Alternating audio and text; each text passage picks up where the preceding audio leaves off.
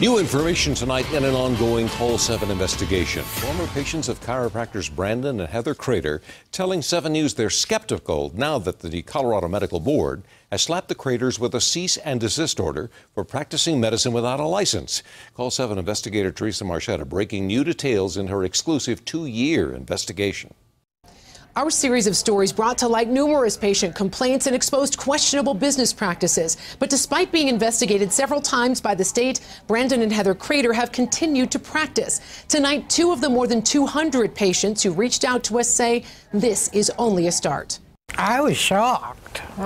Yes, yahoo!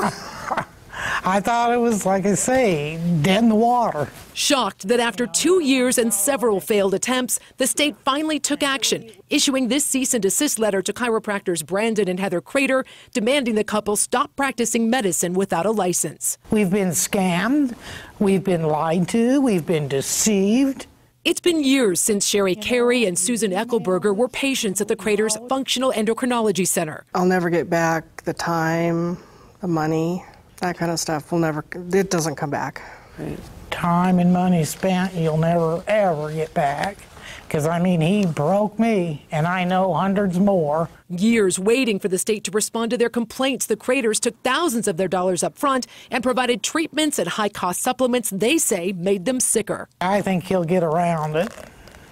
It's not going to stop anything he's doing or has from day one. The order says the Craters engage in the unlicensed practice of medicine when they tell patients they can solely monitor endocrine disorders and the medications that go with them without consulting their physicians, and suggest they can permanently eliminate risk factors of diabetes and low thyroid symptoms.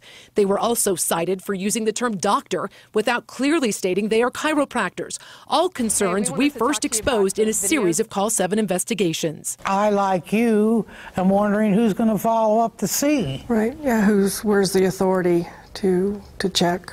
Who's going to check it? We asked the Department of Regulatory Agencies what this piece of paper really means and who's checking to be sure the Craters comply. Remember, all along they have continued to practice.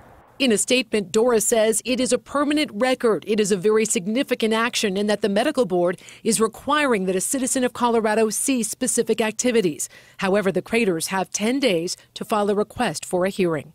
We tried to reach the Craters for reaction to this professional sanction, but got no response. Here's what they had to say in a web statement a year ago when, ironically, the Chiropractic Board cleared them of similar charges. We have been exonerated and vindicated through all this nastiness. I think he owes a lot of people and agencies and the medical board and everyone else apology. I guess there's always hope. Yeah. I hope it's while I'm still alive. According to court documents, a lawsuit filed by former patients has been settled, but details of the terms aren't being made public. We've also uncovered a new malpractice suit against Crater and his former chiropractic colleagues. None of them are physicians. And we're still waiting for a face-to-face interview with Dora about why 2 of its boards came to such vastly different conclusions. I'm Call 7 investigator Teresa Marchetta. If you have a story idea for the Call 7 investigators, call 303-832-7777 or send an email to call7@thedenverchannel.com.